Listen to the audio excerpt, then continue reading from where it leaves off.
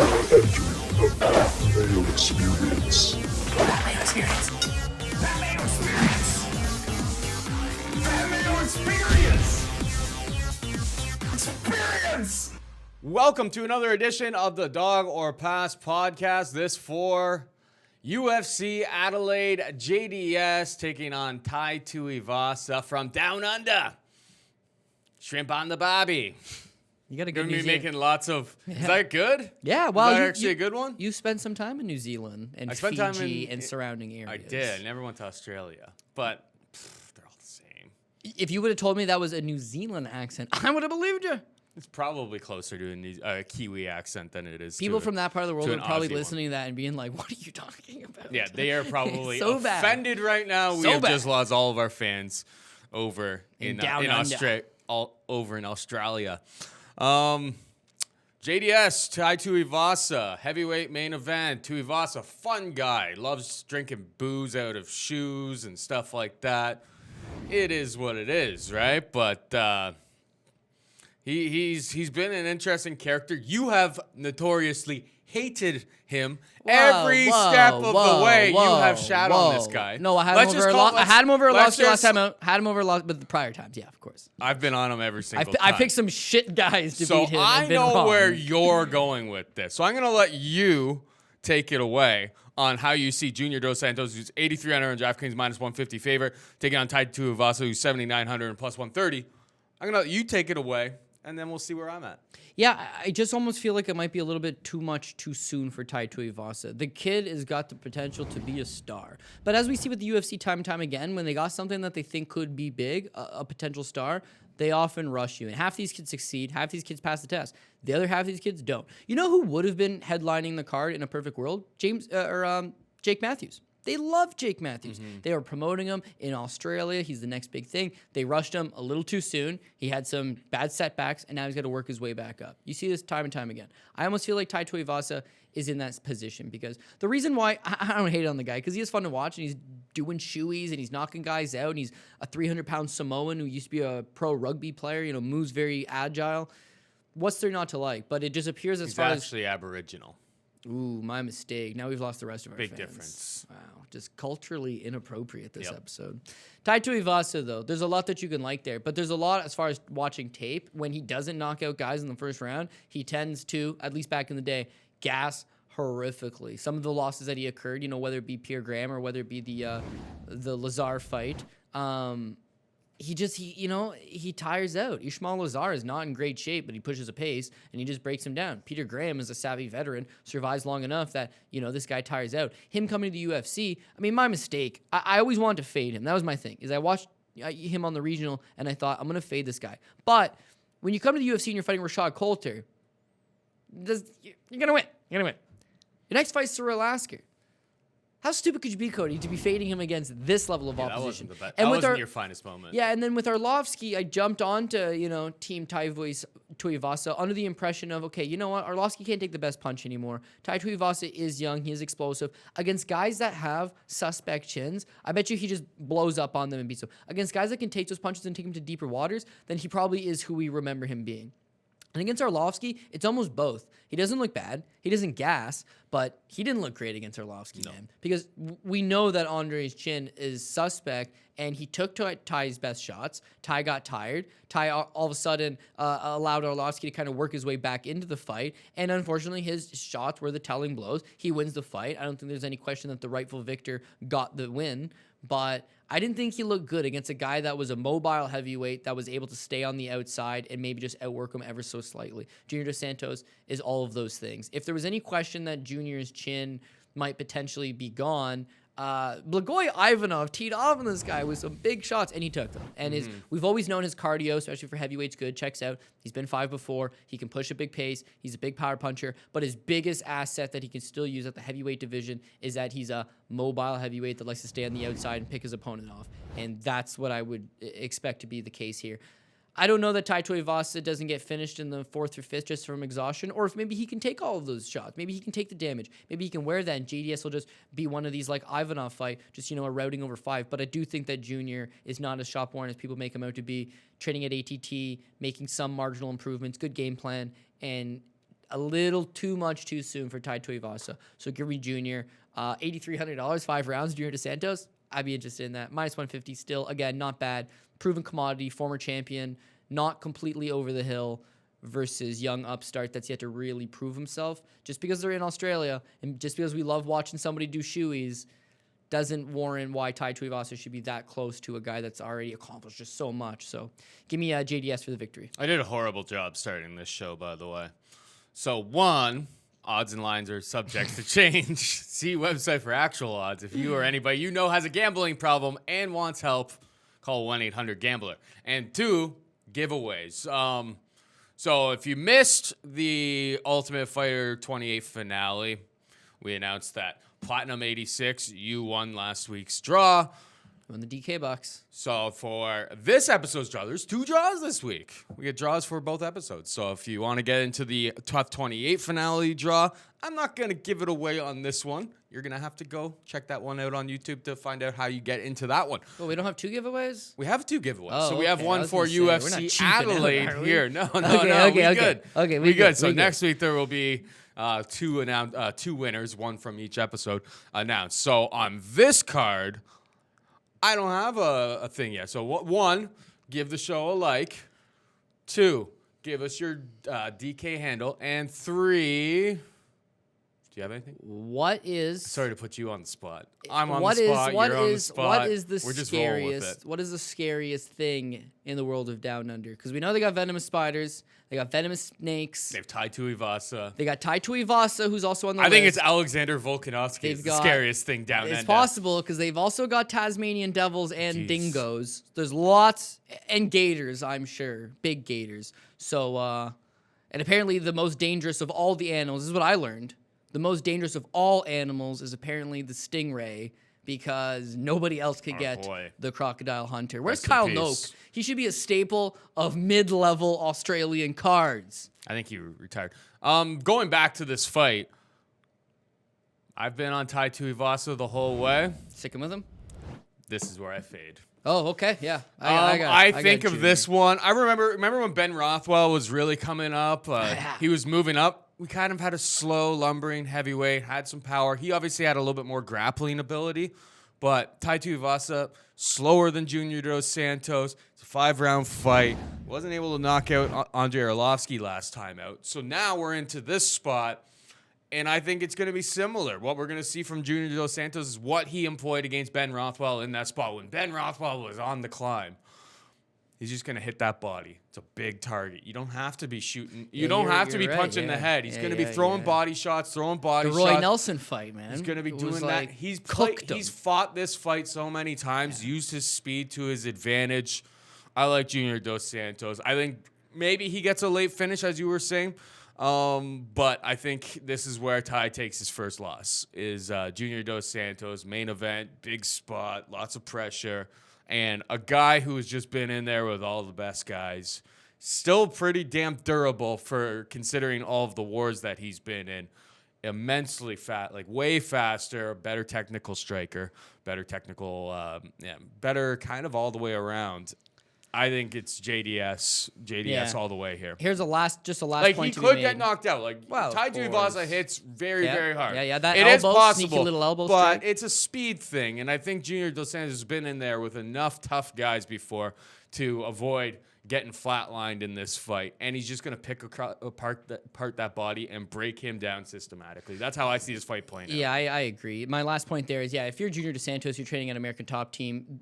There's, you know what? It's hard to find a guy as big as Tai Tuivasa that moves like that. But there is young, up-and-coming heavyweights that are green, just like this guy, that throw heavies, just like this guy, helping you get ready. Flip side to that, if you're Tai Tuivasa, you're getting ready with Mark Hunt, And Tyson Pedro. Pedro, sorry, not Ilir Latifi. They got another guy, James Tahuna, sorry. Yep. None of those guys move like Junior. And in fact, if you were to talk to Mark Hunt, hey, Mark, you're my mentor. You're my guy. You fought Junior Dos Santos. What do I got to do? Don't get fucking hook kicked in the head because I got dusted by him and then got knocked out with a wheel kick in like the last 30 seconds. Like, Junior, when he's at his best, and we know he's not at his best anymore, but like you said with the Joseph Benavidez fight on the tough card, give me 80%. Junior at 80% eats these guys up because he's faster, he's rangier, he's always been one of the better technical boxers in the division. I think he sees him coming. I think he intercepts him. I think he boxes him up, and I think he gets the win. Price is right. We got Justin Willis taking on Mark Hunt, your boy. Justin Willis is 8,200 on DraftKings, minus 120 favorite. Mark Hunt, 8,000 plus 100. Heavyweight fight. It's a fight that you're probably going to have to target on DraftKings. Which way are you going? I know you are probably a Mark Hunt guy because you always are a Mark Hunt guy. You know me. Mark Hunt's my boy. I mean, I got to go with Mark Hunt more times than not. But again, this might be a case where you got to be realistic with yourself. You got to give a real assessment. Mark Hunt is 13-1 as a professional. He is 44 years old. He is the shortest guy in the division and has been for a very long time. Yeah, we love the knockouts. We love the walk-offs. We love all of that stuff. We love Mark Hunt being vocal. We like him stepping up to the task and all these different things. But notoriously throughout the entire career of Mark Hunt, he's dealt poorly with grappling. It's just what it is. There was a time where it seemed to be getting better. He himself fought Ben Rothwell. I was like, damn, this guy learned how to stuff a takedown. He himself started to really, work on that. But eventually it kind of fell off the rails from him. And now at 44, I'm thinking you're really starting to see the wear and tear. The loss to Brock Lesnar, no contest, thrashing. Was on the ground the entire time. He got thrashed. His fight way before that with Stipe Miocic, a life-changing beating. Him versus Alistair Overeem, granted chin, knocked out. Him versus Curtis Blades, another life-changing beating. Him versus Alexei Olenek. The dude came out doing what we always want to see Mark Hunt do, throw those big strikes. But he actually got nailed with a big Olenek punch. Olenek has no punching power. And he seemed to stun Mark Hunt and then got him down and then submitted him. There's just so much to be left to the imagination with Mark Hunt. But what we do know is that the guys that have gone in with the pure game plan of just wrestle this guy, mainly being Blades and Stipe, they have just made him look so abysmal that it's actually, as a Mark Hunt supporter and a longtime fan, it's hard to watch. And the thing with Justin Willis is that he's a big boy. He's not from a wrestling pedigree. He's from like a football. He's a football guy, but he's training with those But he's boys. training in American kickboxing camp. AKA with DC and, Yeah. and Kane is around there obviously every single day. My boy Khabib, like that's the best gym in MMA. Yeah, and he's around these guys every single day. Every single day, and he's listed at 6'3" with an 82-inch reach. Come from the football pedigree. What we do know there is that I think he was like a starting. I think it was starting O-line for San Jose State University. Played like 1 or 2 seasons. All the same, I bet when you're that size and you're playing on I think it is a D1 program. I'm pretty sure. You're an athlete. So then you transition from that. Still only 31 years old. We all know that heavyweights develop a little bit later, not 44-year-old later in the case of Mark Hunt, but. This guy has kind of made a little bit of progression. He didn't look phenomenal in the regional scene, but he also fought in Japan where he weighed in I think the highest, just to get you the exact number, he fought twice in Japan. His highest was 289 pounds. The second fight, he was 288 pounds. Yep. And then he debuted in the World Series of Fighting at 265. What I'm getting at is that he's a big boy. And where coming from... A lot of that was just being overweight, though. This wasn't Maybe. Functional... That was functional weight, some of it. His listed football weight, if you go to San Jose State University and bring up his roster year, is 300 pounds. Sure. So yeah, that's not him trim and cut, but that's him as a great athlete at 300 pounds. Now you got him trim and cut. He's 40 pounds. Yeah. Maybe Keto Paul gave him the secrets to how to drop a quick 40, and now all of a sudden the guy's a little more agile. Lots of black coffee, don't eat. His gas tank, Siggy's. His gas tank's a little bit better. And then his fight with Alan Crowder and Chase Sherman, the boxing's there. The takedowns could be there. And against Mark Hunt, that might be all you need. Now, Mark Hunt is my boy. And you know that more than anybody. So even if I thought he was going to lose this fight, and there's a little part of me that thinks he's going to lose this fight, I'm not betting against him because he will walk off this guy anytime. At any point, he could land that one big uppercut and make it... all gone Pete Tong, but for $8,200 on Willis. Here's the thing: if Hunt going wins, with Willis here. If Hunt wins for $8,000, he's gonna pay off big. If Willis wins, he's gonna take Hunt down, and there's not gonna be much movement on the ground. So I don't think he scores a lot, but he's cheap, so it's more of just a stay away from. I love this mid range on this card. There's a lot of good mid range, but I don't know. 2 heavyweight fights at the top of the bill, and it could be real sloppy. It could be quick. Or it could be painfully long. Let's move on to the light heavyweight division. We have Tyson Pedro taking on Mauricio Shogun Tyson Pedro, 9,400 on DraftKings, minus 460 favorite. Mauricio Shogun 6,800 and plus 365. Whew, this line is very wide. Very, very wide. But it's damn near impossible to trust Shogun at this point. Yeah, He's getting flown over there to basically lose to the local guy that's super cool that comes out to like funky music and the fans love Good-looking, him. exciting style. We need to sell some tickets. Yeah, I Exactly. hear ya. So like I understand the play, like the spot here, but like like Shogun's not completely gone, is he? Yeah, no, he is. He is. Well, why? What was that? Was that a question? Was it a rhetorical question? He's shot. He's shot to bits. Shot. The only worse that it gets than that is it's Chuck. It's Chuck. I've never seen a digression of someone's skills like that to that extent. Mark Hunt's 44. He's only 4 years younger than Chuck Liddell. He's older than Tito Ortiz. So what are you thinking? Tyson Pedro round one? Yeah, well, I think you have to play it. He's $9,400, so the assumption He's the is guy it's to going pay to be up for. Yeah, what I think he's going to have here is that he seems to be more of a ground specialist. Listen, on paper, how does he beat Shogun? Because striker versus striker, Shogun's a better striker than Tyson Pedro. Well, Tyson Pedro's It's just aggression overload is that's what all he it does, is. right? It's youthfulness versus experience, and unfortunately, Shogun's experience is. What was it? Was it the last time he came to Australia? OSP dusted him in 30 seconds. Like true. his experience in the Lounge Down Under hasn't exactly been good. And when he is getting those wins, did he maybe beat Nogueira there? Terrible fight. The John Vellante fight had to wait for this guy to tire. It's true. The little flashes of glimpse like of brilliance that Corey Anderson, that's still a long time ago. And those days are over. He's shot. Yeah. It's done for Shogun. What they do have in Shogun is we can give one lucky fighter in the division a serious shot in the arm boost. Because if you've noticed with the UFC, it's unfortunate, but it is promotion 101. Yeah. Why did BJ Penn fight Yair Rodriguez? Why is Israel Adesanya taking on Anderson Silva? Anderson Silva fighting Israel Adesanya? Why is The young feed on the old. And that's why I don't understand the Willis versus Mark Hunt fight, because I think this is the last fight on Mark Hunt's deal. So I'm surprised they're not just like give him someone who's gonna. Willis thrash look good his though. ass. But Willis There is, aren't many heavyweight prospects is the issue. and 31 is young at heavyweight, so maybe Yeah. there's something there. But with Tyson Pedro, the narrative is just way more obvious that Tyson Pedro could seriously benefit from a win here. He's not bad, but he's a work in progress. He's got a little bit of exposure. Let's get him the victory. And we've seen the place to really expose this guy is make it a dirty fight, take him down, and kind of control him. Yeah. And that's what my boy Ilir the Sledgehammer Latifi was able to do, but that's never been Shogun. That never will be, and he's not adding any elements to his game to be able to pull off that Well, type that's of it. Like strategy. Shogun is a black belt, but at this stage in his career, he's not using it. Is he a black? I know he's a black belt, but come on, he's not really. No, dude, I was watching old classic vintage Shogun Pride. All tapes these the guys other have day. black belts, man. Like, it's kind of bullshit. Man, you ever seen that knee bar on Kevin Randleman? Whoa, life-changing shit. And that's Kevin Randleman when he was Kevin Randleman. Yeah, no, I like I said, it's tough to see someone's like fall from grace. I mean, Shogun was Shogun. He was one of the Shogun great wins champions. by submission. It's possible. I won't. He I can won't knock, shave he until can knock- April. he can knock out Tyson Pedro too. It's I don't know just why I it's just said that.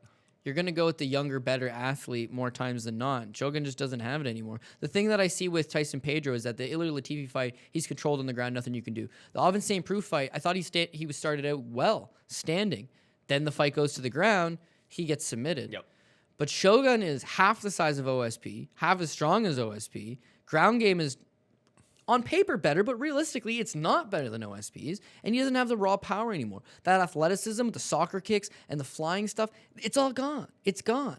And the fact that he doesn't have a chin because of his wars with guys like Dan Henderson and, just all the wars that he's been in, it's a sad time if you're Shogun. The UFC's probably trying to unload his contract. So let's get him one more fight somewhere else. If Bellator wants to scoop him afterwards, we're not going to put this guy on a pay-per-view. We're not going to let him headline the card. We're just going to let him quietly lose to the young lion and let him move fade on. away. It's sad, but it's a sad business, right? It's the hurt business. And sadly enough for Shogun, he's one of my first UFC event I ever saw, Shogun Machida in Montreal. And we were all Shogun fans, and we love Shogun, and I still do. But unlike Mark Hunt, where I'm unwilling to take the play against him, I would be willing to take the play against Shogun here. We got Jake Matthews taking on what is listed as Anthony Rocco Martin. Yeah, I know. Listen here, pal. Yeah, this is why you have to watch the video. You're Tony Martin. You will always be Tony Martin. Anthony Rocco Martin does not fit on any of these graphics. So until you prove me otherwise, you're Tony Martin, pal. I'm not changing my style because you just want to be listed by some other name. No, I'm gonna give him a chance. Tony Nable. Yep. You're gonna refer to him as Anthony Rocco? I'm gonna give him a chance. I'm gonna give him a chance right here, right? Because with Diego Sanchez, I gave him a chance too. He said, "I'm not the nightmare. I'm the dream." I said, "The fuck the hell you are? You are the nightmare." But I says, okay, if he goes out and he wins his next fight, he's the dream. But he lost. He's the nightmare. He'll always be the nightmare. If Tony Martin goes out and wins this fight, I will refer to him as Anthony Rocco Martin. But if he goes out and loses the fight, I will drop the Anthony and refer to him as Rocco Martin. Did I say Rocco Martin? I meant Ricky Martin. That'll be his name if he goes out here and loses to Jake Matthews. So that is the pressure game that Tony Martin is facing right now. And he's got to take on a young prospect in Jake Matthews, who is 8,400 DraftKings minus 125 favorite. Tony Martin is 7,800 and plus 105. It's kind of a tale of two... I don't know where I was going with that. Mid-level prospects, yeah. Mid-level guys, but like Jake Matthews, super young with lots of potential. There's some promise there. Fighting out of a really questionable gym, and there's been questions about his growth and whatnot. Tony Martin comes from a great gym, ATT, great system around him. Very, very well-rounded, not really bad in any certain place whatsoever. He doesn't really have any glaring holes, but I wouldn't say he's excellent at anything either. I don't like fading these young guys, like the Sage Northcutt, who should never have been cut, but that's for a different He made a lot of money. Oh, exactly. He was a victim of the fact that they paid him way too much as an entry level. If he was just a kid coming off of Legacy... If he was just a kid coming off of Legacy, he didn't have like the show hype and all of that other stuff, and he just comes in at a making 10 and 10, making 10 and 10, working his way up normal. Yeah. There is no way they cut him at this point in his career. But when he's he wins his first fight, he does a flip, they give him 50 and 50. Yeah. All of a sudden now it's like you can't ask for less money. So and you're on like a 3-fight winning streak. So it's like. Then you get to the bargaining table. It's just like, well, we want like 200 and 200. It's like you just don't bring the eyeballs that we need for this to make any business sense. So that's what it is. But it's just like these young guys who kind of take their lumps early in the UFC have learned and really developed.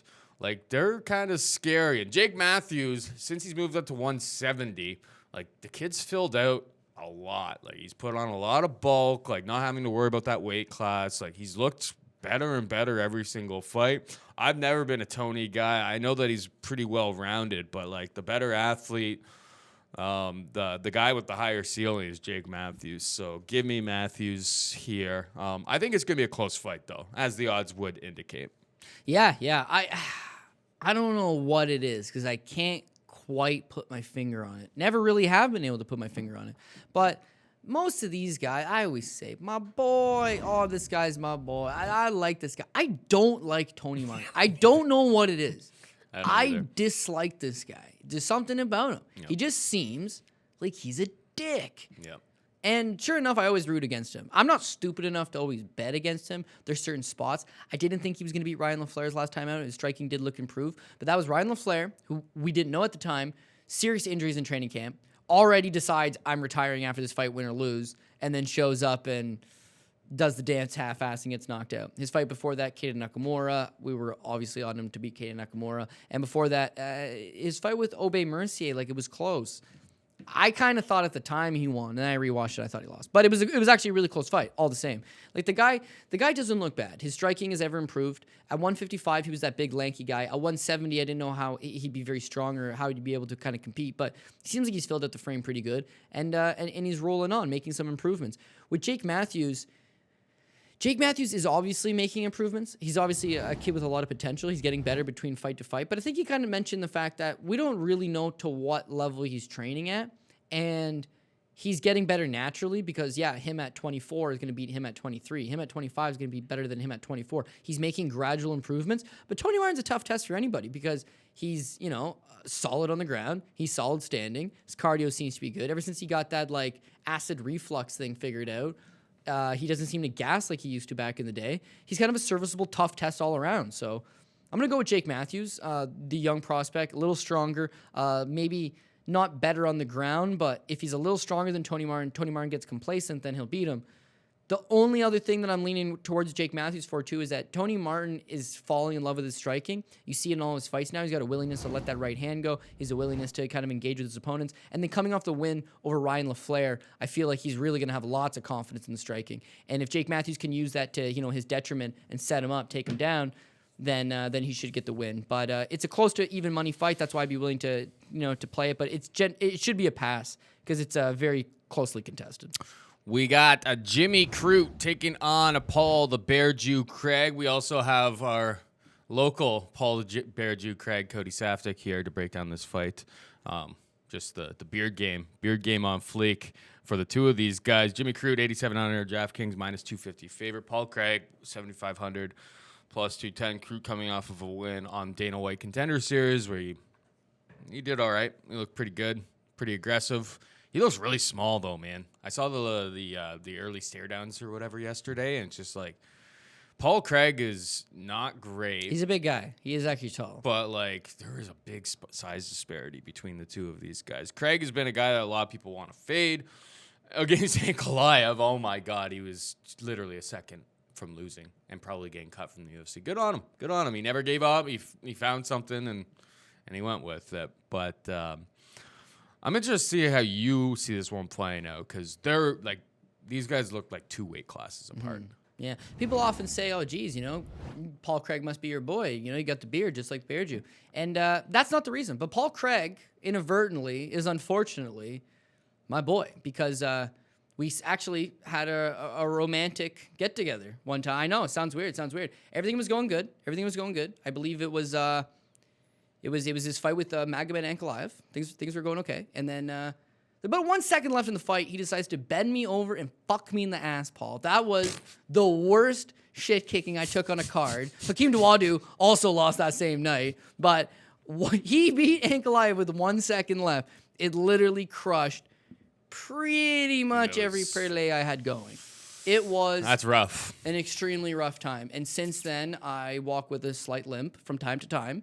And I will never forget my night spent with Paul Craig. All jokes aside, even though that wasn't actually a joke, Jimmy CRUTE's like one of these really tough Australian guys. He fought on like a Hex FC. I think he was their champion before he came to Dana White's Contender Series. Jim the Brute CRUTE. And it just looks like he's one of these guys that I didn't think he was undersized, but I thought that he was a strong, I don't want to call him a brute because that is what his nickname is, but he's like a brawling type guy. He comes to Dana White's Contender Series, and yeah, he looks the part. I mean, his opponent, Chris Birchler, not very good, but CRUTE's got power. Mm-hmm. He's able to keep his fight standing. He's able to hurt these guys, and I feel like they're giving him, again, a tailor-made opponent. Definitely. You're in your backyard. You got your home fans here where you got the contract legitimately from Dana White's Contender Series. We want to build you up. You're young. You got an exciting style. Let's build you up. Let's get the crowd fired up. Who's the guy that takes entirely too much damage, stands in front of his opponent, doesn't have a striking game? Jiu-jitsu game is pretty good, but his wrestling game is completely non-existent. He's not actually able to take down Jim CRUTE, so therefore he's going to have to stand with Jim CRUTE, and he'll get bopped up. Ankalaev's problem is that he was getting tired, so he starts shooting takedowns just to simply ground the fight out. He could have just kept it standing and beaten him standing, but he didn't want to take that risk. CRUTE won't do that, especially at home. He gets the win. I think he rolls here. I think he can get the finish. 250 is obviously a very fair price. 8,700 is a very fair price. I'm going to take Jim CRUTE to beat Bear Jew.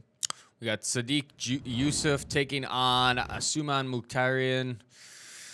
Sadiq YUSUFF, 9,300 DraftKings and minus 620 favorite. MOKHTARIAN is 6,900 and plus 460.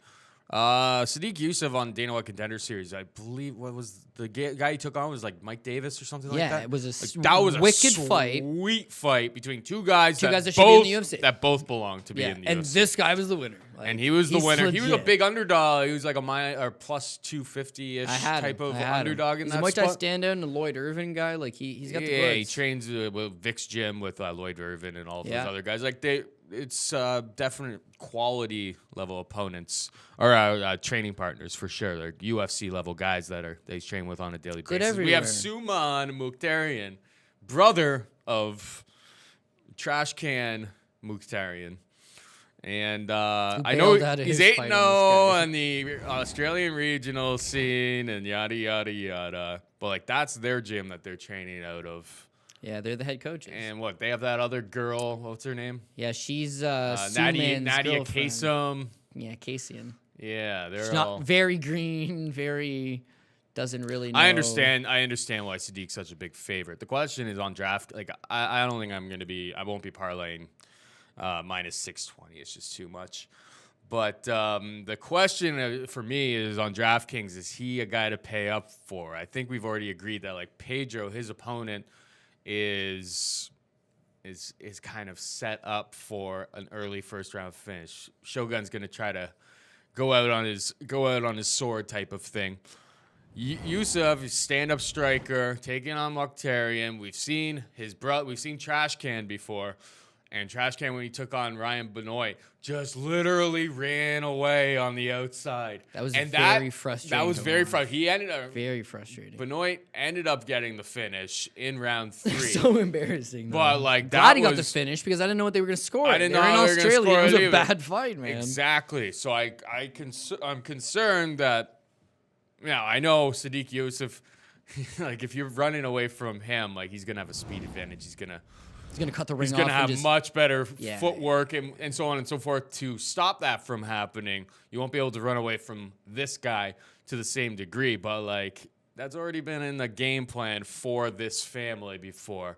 That's scary from a DraftKings perspective because, hey, if we get to a round 3 and this guy, you know, he didn't really score anything, but he just keeps running away. That's costing your guy points. So I don't know if I'm going to be paying up for YUSUFF at 9,300. That's the one thing that I am that's my more or less where I stand on this fight. I'm probably just stay away altogether because on DraftKings, like he's got to get that finish to pay off the price tag because I know Pedro up here is really primed for a good spot, and minus 620 is just a little bit too rich for my blood. Yeah, no, I hear you. I honestly just get the impression that he does get the finish, and I think that he's definitely one of the safer plays. He is expensive, so whereas I'd like to say play him on a cash game if you can save some money elsewhere, yeah, he's got the kind of price tag that you'd want to play him on a GBP, and you'd want him to hopefully go out there and get the first round finish. I think he can get the first round finish. What I like about him and why that I would be willing to pay up for him is that he's versatile. He can knock out MOKHTARIAN standing. He can submit MOKHTARIAN on the ground.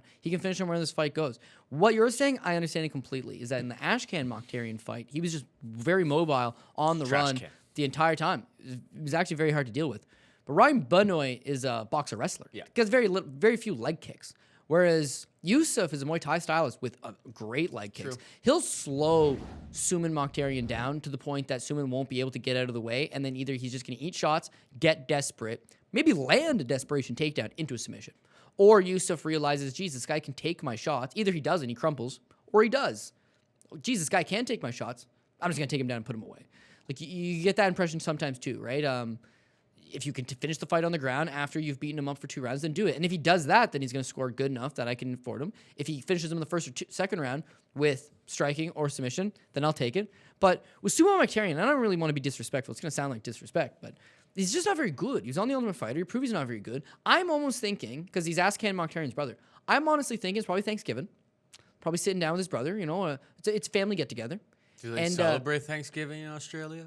Well, you would know. You're the one that spent time down there. I don't remember celebrating it. Well, let's just say it could be Christmas. It could be anything.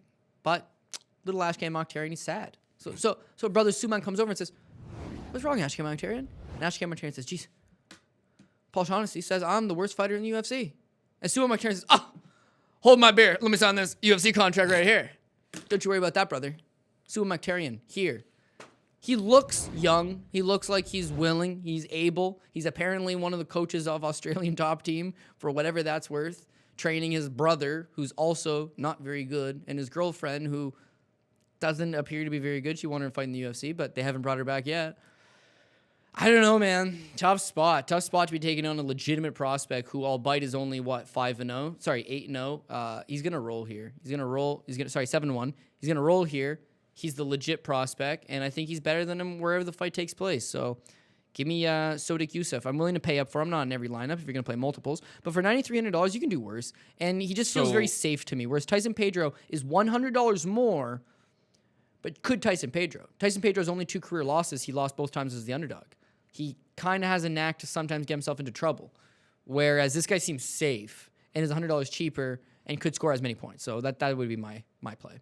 Fair enough. We have Alexei Kunchenko taking on Yushin Okami. Kunchenko, 9,200 in DraftKings, minus 340 favorite. Okami is 7,000 and plus 280. Last time out for Kunchenko, he was a big letdown.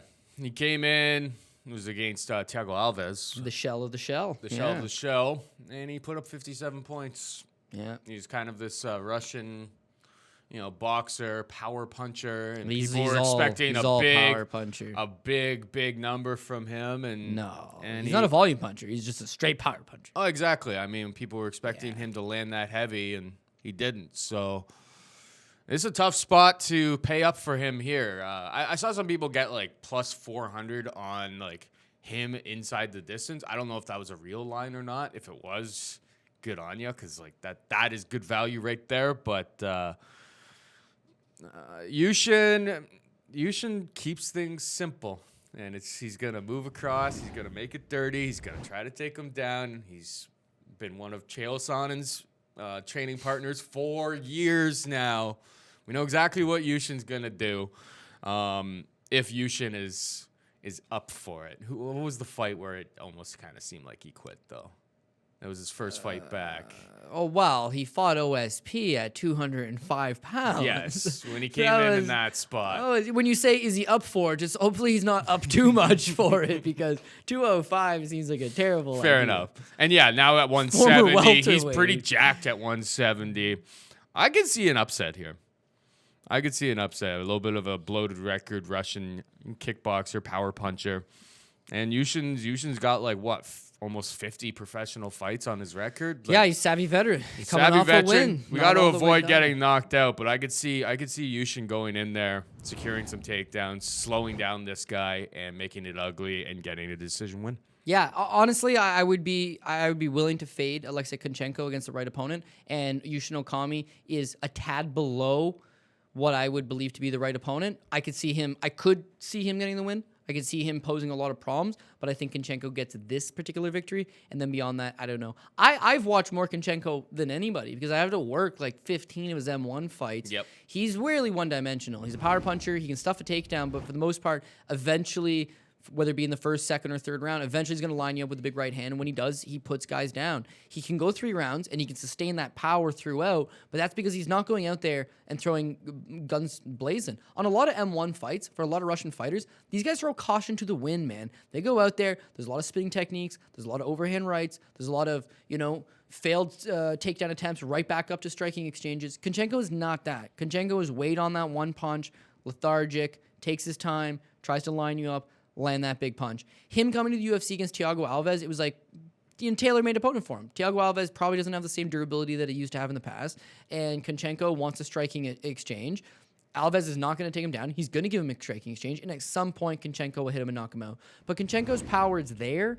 But again, if he's not following up on these punches, he's not throwing combinations, it's one punch at a time, it's not great. The other thing with Kunchenko is that he's old, dude. He's 33 years old. He is not a prospect. His record at 19-0, I wouldn't say it's, ballooned up because he's fought some quality guys, but 19-0, it's like that's world championship level, and Kunchenko is not in the top 10 of the UFC as far as skill-wise goes.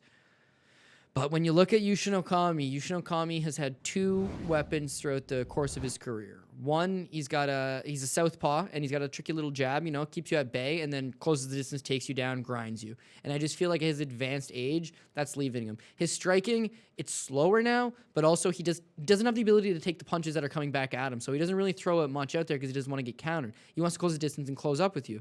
But against Kunchenko, who's a strong, durable, brawling type guy, closing that distance is going to get you hit. And Okami's just not going to be able to get hit, pin him, and win a fight clean that way. So I don't love the odds. Kunchenko at 340 seems like it'd be a walk in the park. Okami is a serviceable guy. He's a crafty guy. But if Okami wins, it's going to be a terrible decision with no points. Mm-hmm. So I wouldn't be willing to play him on DK.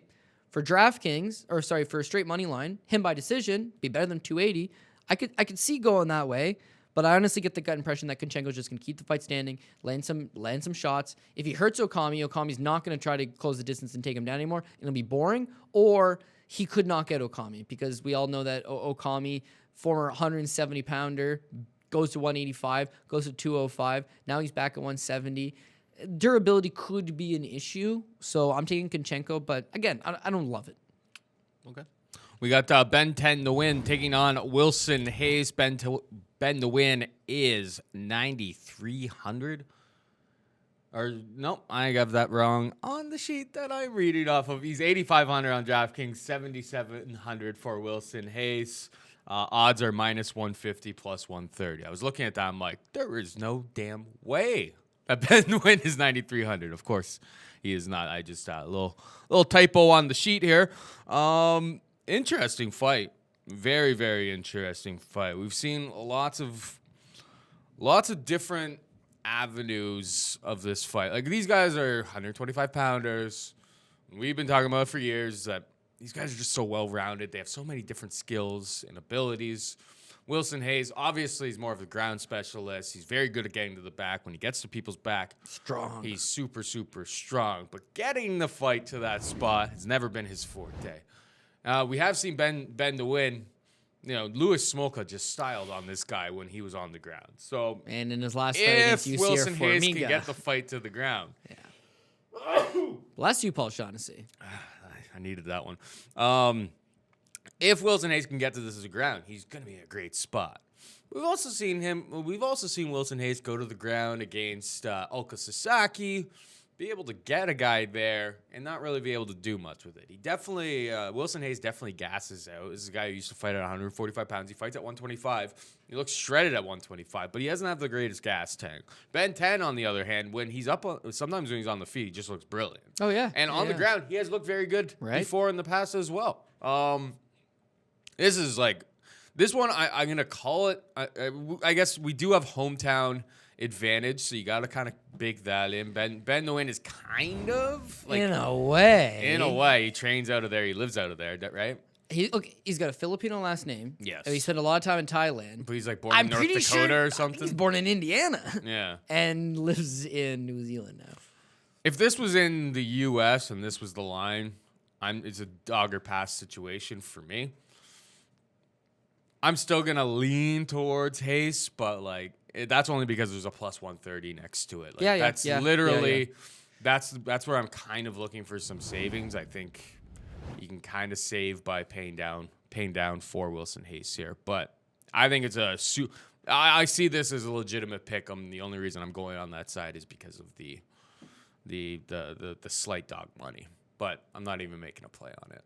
Yeah, it's whether I played hear on you. DraftKings. There's a lot of question marks. If Wilson Hayes can get to the ground, he's gonna be looking great. But no, interesting spot. I agree with you. I think you know the repetitive theme I'm talking about a lot of these fights and also on the Ultimate Fighter card is that you're looking at diminishing skill sets, right? What do these guys got left? Shogun at his best, he's better absolutely everywhere than Tyson Pedro. But Shogun right now is going to falter in a lot of those areas against Tyson Pedro. And I look at Wilson Hayes as the same thing.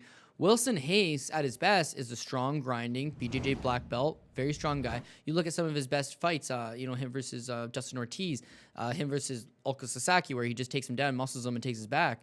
He's a strong, grinding type guy that, again, takes your back. Once he does take your back, there's nothing you can do about it. He'll bank up 2 rounds. Who cares if he gasses out in the 3rd round? Because he's got enough to not get knocked out. Trains at Alliance, trains with Dominic Cruz, trains with Jeremy Stevens, trains with all those guys. Doesn't get finished. And all of a sudden, you know, he gets dropped. You see him get dropped the odd time. Joby Sanchez put him down. But, you know, John Moraga, I think in his last fight, put him down. But his chin's good enough that he gets back up, he gets a grappling exchange going, and he beats you. Ben Nguyen, his last fight against UCF Formiga, he gets killed in the grappling exchanges. Literally, he's having some success standing, and as soon as Formiga's like, oh, time to go to the ground, he takes him down and controls him. It's a bad performance for Ben Nguyen because he's got no answer for that top, smothering, aggressive grappling of Formiga. Wilson Hayes could do the exact same thing to him, but I don't see it happening because Wilson Hayes' wrestling's not there anymore. His striking's not there anymore. His chin, even though, he's not getting completely knocked out, he's getting flash knocked down often enough that it's going to be hard to get a hold of Ben Nguyen. Ben Nguyen's fast, he's agile, he's a better striker. And when I watched Wilson Hayes' last fight against John Moraga, I got the impression there's a potential chance that he shot because he had no answer for Moraga. And Moraga is one of those guys. Tough stylistic matchup though, because Moraga has a good wrestling pedigree at least. Moraga has a good wrestling pedigree and has a big, strong right hand. He's a good striker by that definition. So Wilson Hayes' mediocre wrestling was not going to be able to get him down. But John Moraga was former ASU wrestler. He gets taken down by pretty much everybody in all of his fights. Usually lets it. He tries to go for that guillotine though. But his takedown defense is actually half suspect. And Wilson Hayes had no answer, so it became a striking match. Wilson Hayes doesn't throw combos, doesn't throw nearly enough, doesn't throw anything with any stinging power, and he got outpointed by John Moraga. Ben Nguyen keeps his fight standing, does the exact same thing, outpoints him, gets the victory. I would have to go with Ben Nguyen. $9,300, no chance. Oh, sorry, that's not what it is. It's $8,800, $85? $85 and $77. $8,500. You know, it's hard to look great against Wilson Hayes. You can beat him, you can be dominant with him, but if you get too over aggressive, maybe he gets you down and he beats you. And considering that Ben Nguyen's coming off that loss to the grappler, I don't think he's going to be as aggressive as we've seen him in the past. Just stay away, basically, for you? Yeah, when this guy's at his best, he choked out Tim Elliott. You know, when this guy's at his best, his striking is damn on point, man, big time. But we don't always see him at his best. But younger guy at home, evolving skill set versus the aged Brazilian with a diminishing skill set, I'm going to take the kid. Christos Giagos, 9,000 minus 365. Mizuto Hirota, 7,200 plus 305. What's your take here? Yeah, I mean, this one basically fits the exact same category. Christos Giagos, he's actually been around for a decent amount of time, but I honestly like this guy. I see improvements from him every single time out. Only 28 years old. You know, him getting signed to ACB, or even before that when he was with RFA, he's getting wins over tough guys. He signs to ACB, and they do him no favors. He fights two tough Russians and a tough Brazilian. Two tough Brazilians and a tough Russian. Wins both of his fights against the Brazilians. Split decision loss against the Russian. It looks like he's getting better. He comes to the UFC against Charles Oliveira, and just like, talk about a tough fight to take, coming back to the UFC, getting Chucky O. Actually looked pretty good in the first round. I thought he looked okay in the first round. Second round, Oliveira dusts him off, and now you get Mizuto Hirota, who could not be any more different than Charles Oliveira. Mizuto Hirota, he's not slipping as fast as some of these other guys, because Shogun went from being really good to just really bad, and it is tough to watch. And when you look at Okami, it's like there's a slow slide from grace, where it's like he's still beating mid-level guys, he's still beating upper mid-level guys, then he's still beating mid-level guys, and he's still beating low-level guys. That's what I see out of Mizuto Hirota. It's the same thing. He's been around for so long. He's fought all the top guys. His run in Japan, his run in the UFC, 2 runs in the UFC. But at some point, it's like you're getting brought in to lose to the young up-and-comer. And Mizuto Hirota is a crafty veteran. And he's tough, and he's durable. He's got a sneaky striking game. I know he spent a lot of time working on his grappling. But Giagos is too young, too agile, too strong. I just think he finds a way to get a win. Way off though. The price is really bad, but again, that's the reason why people are high on Giagos. Is you watch the tape on him, he's strong. He seems to be, his durability is not as much of an issue as I might have thought it was in the past. He seems to be getting better, and Hirota is. Shockingly enough, he still has a contract with the UFC. So slow and old. Yeah, you gotta get rid of these guys eventually, and that's what happens. So tough spot to see. I don't love the 365. I don't love the 9,000, but I do. I got to agree that Giagos is the rightful favorite. Kai Kara France takes on Elias Garcia. Kai Kara France 9,100 minus 185 favorite. Elias Garcia is 7,100 and plus 160. Kai Kara France was on the Ultimate Fighter. He never ended up getting a contract on that season, but like he looked like a guy who had a lot of potential. He's training with Israel Adesanya and Daniel Hooker, that whole gym, kind of on the rise right now. So kind of a team to watch out for. If you listen to Adesanya and Hooker, they're saying expect big things from Kai Kara France in this spot. Yeah. Garcia is the cousin of the Pettis brothers, isn't he? That is correct. Duke Rufus trained fighter. Yep, good striking pedigree himself. Questionable grappling. Questionable grappler, but I don't know if that's what you have to really worry about with Kai Kara France. Is more of a striker as well, right? Yeah, so I think this will be a super, super fun fight. DraftKings 9,100 paying up for Kai Kara France. Nah, no, not for me. No, thank you. But minus 185, I can get on board with that.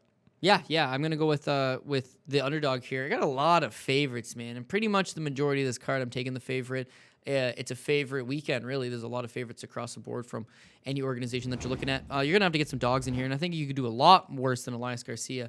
I think you're right, dude. He's getting what he wants. A striker, he doesn't want to grapple with guys. He doesn't want to roll around with the guys and I'll have to fix that board. Got another board that's bad. You know, all these boards, all these fights got you really off your game, Paul Shaughnessy. Too much work. No, it's all good. I understand. But yeah, Actually, that may actually be the right. What's on the sheet may be wrong. regardless. Whatever. Regardless. I think it's, keep going. Let me look things up. Okay, I'm going to talk to myself very briefly. Well, Paul Shaughnessy pays no mind. I'm paying attention. Well, anyways, Elias Garcia is just like he fits the same mold as the Pettis brothers. He's a talented, young, good, flashy, dynamic striker. He trains at the Rufus Gym, Rufus Sport, and he's crafty. He's crafty all around. He's just like Anthony. He's just like Sergio. The problem is that Anthony, the blueprint was drawn. How to beat this guy? Take him down, control him, make it a dirty fight. Sergio, for the most part, how do we figure out how to beat this guy? Take him down, grind him, make it a dirty fight. Elias Garcia comes with a wealth of knowledge, coming from such a good pedigree. Always a cousin of the Pettis brothers. He's always a good striker, but he can't grapple. We saw that in his UFC debut. Mark De La Rosa takes him down kind of at will. When he does take him down, he controls him easily, and then eventually he submits him with the rear naked choke. So if you're Elias Garcia, what you don't want is to draw another fight with another guy that's going to take you down. You want to take on a striker, and K-Car France is going to give you that. So striker versus striker, I'll take it. So let me just butt back in. When I said I'll take it at minus 185, of course I would, because it's actually minus 400. So that's a hell of a lot different. Yeah, I knew someone was up on these sheets, but we've looked at so many fights today that 26 fights basically over the course of it. So Anyways, you I can I understand like I can Garcia. understand your statements more from a plus 300 perspective at least. Yeah, okay. So just to wrap it up, though, you're getting two strikers. So who's to say that Kai Kara France, who I'm not that high up on him, I don't think he's that much better of a striker than Elias Garcia. Garcia's going to get what he wants. UFC debut, bright lights, all that out of the way. Second outing, might be able to get a better outing from him. As far as DraftKings goes, $7,100. If you're playing a cash game team or you're really trying to save some money in a tight pinch, we mentioned it last week's card with Siriu Kondo. She's going to lose, but she's a striker who just wants to strike, who's going to get a striking battle. If you get 3 rounds out of her, maybe you get 40 points or something. You couldn't do worse. If you can get 40 points out of the fighter, because it's a 3-round striking affair. And I utilized the same strategy with Martin Day last week. Right. If Garcia... I knew it was going to go 3 rounds. I knew it was going to be a pretty high octane, high energy striking contest between the two of them. So you kind of throw him in there, you can do a lot worse. Yeah, well, that's it. And I think with Kai Kara France, yeah, you're a good striker. Yeah, you've got some good teammates, but this guy's a good striker and he's got good teammates. So why is it this big of a differential as far as the odds go? I'm not entirely sure. The last point there is with France. I don't honestly think I've ever been super high up on him. He started off his career 1-2. He made it to 6-3. Then he lost 3 straight fights. He lost to Gustavo Falciori by submission. He's a 3rd-degree black belt, but he's terrible. Mark Striegel, not very good, Filipino fighter, submits him. He lost 3 fights in a row. He beats a bunch of putzes. He makes it to the Ultimate Fighter. He goes 1-1. He got cut, didn't get the contract, got signed by Ryzen, lost that fight, goes back to the Australian Regional, wins a couple fights, and now he's the UFC as a 4-1 favorite. He's Izzy's buddy. It makes no sense. Yeah, it makes no sense. I'm not in. I don't care about the line is a little bit too wide at that point. Yeah, so I'd be interested in some Elias Garcia I'd be shares. interested in Kai Kara France at minus 185 if they want to lay that one out there for me. Maybe it started at 185 and it just ended up at 400. No, it's because on best fight odds, like the order was out, and then I was getting all these sheets ready this morning, so I just kind of was going down, and then when I changed the odds, long story short. All good. We're all sorted, because I also had Keita Nakamura's odds wrong here. Keita Nakamura takes on Salim Touahri. It's 8,800 and minus 185 for Keita Nakamura taking on Salim Touahri. Sorry, 8,800, 7,400, minus 185 plus 165. We got, I'm just not used to, wait, actually, I'll jump in here first. I'm not used to paying up for Nakamura. Or would you be? I've been on Team Nakamura multiple times over the years here, but usually he's the guy being like 7,400. So we're in a tough spot here. I like Nakamura to win. There's no way in hell I ever pay up for this guy at 8,800. That's for sure. Yeah, well, Keita Nakamura, I think, he's made kind of a career of just giving guys a tough go, right? Where, maybe he's in a spot where he's the underdog and He's crafty. He's a crafty veteran. He's been around for so long. He's had multiple stints in the UFC. He's got almost 40 plus professional fights to his record.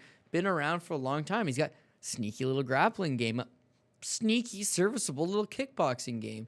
Generally comes in as the underdog. Generally comes in as the smaller guy or the least athletic of the two. But he gives all these guys a tough spot. This is a spot where he's the favorite, and he should be rightfully so the favorite.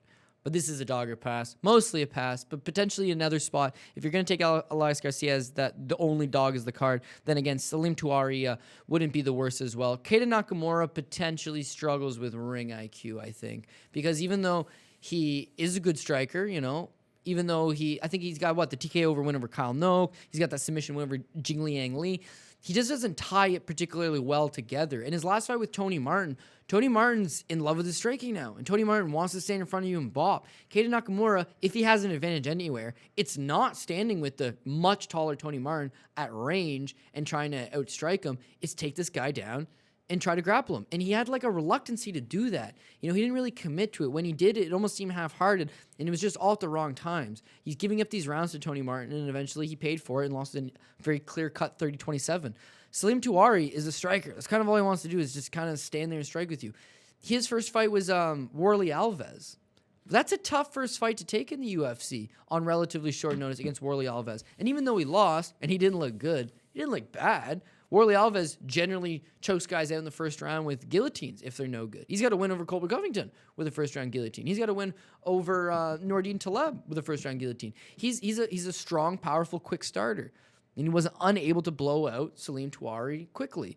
So if Salim Touahri can get any type of rhythm, and Nakamura is not half as strong as Warlley Alves, keep this fight standing, outpoint this guy in a really shitty striking affair, and I ain't gonna play you for the 70. I'm not gonna play you for the as far as the DraftKings pricing goes, but I'd be willing to play him as far as a plus 165 underdog goes. Yeah. Potentially. I hope he gets bigger, and I'm not super huge on it.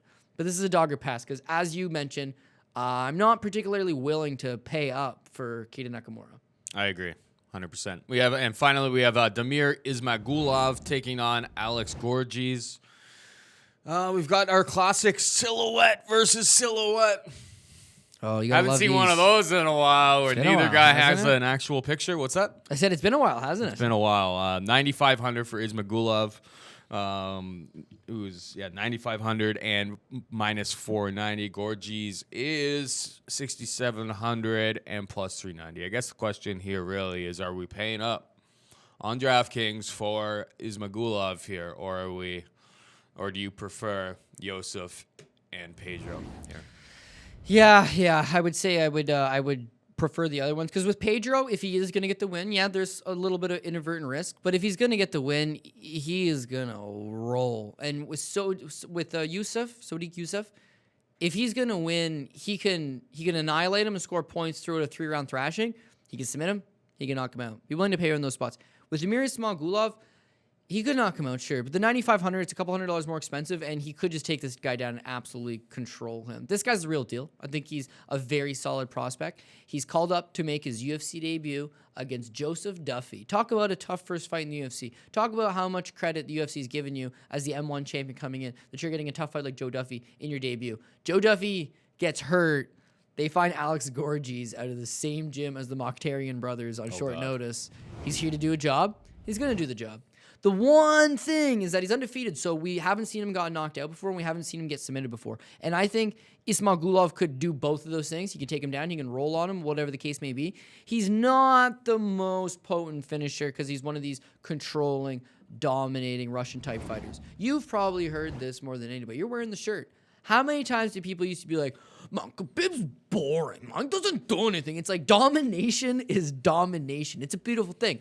But it doesn't always get you $9,500. Khabib sometimes does because multiple takedowns. Khabib always catches, but yeah, Khabib needs an opponent that'll get up a couple times to get taken down more times, and he needs to just get in a compromising situation from half guard where he just pounds on you with strikes. I don't know that Ismagulov will do that to pay up for the $9,500, but yeah, he rolls here. And if you're looking to parlay, he's the kind of guy that you look to parlay. I'd put him with Sodiq Yusuff, and if you're playing a double card, you put them with Raoni Barcelos, and you've got three guys that look like they should very easily walk and near even money for the three of them combined. So you know, you have options when you have someone who's that big of a favorite. The 9,500, I'm not going to play. The 490, I will, but I'm going to have to parlay with something. And as far as Alex GORGEES goes, he is in a very tough spot, making his UFC debut on short notice against the former M1 champion who's had a full camp.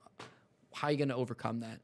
Some guys can, but this guy's not Alex Hernandez going to come out of left field and blast out Beneil Dariush. Like, he's not that.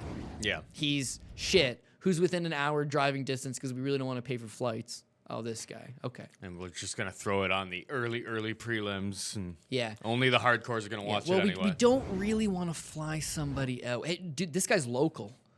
Well, we don't really want to have to get his cornerman a hotel room. Well, he could borrow that guy's cornerman because they're on the same team. He'll set up a tent out back.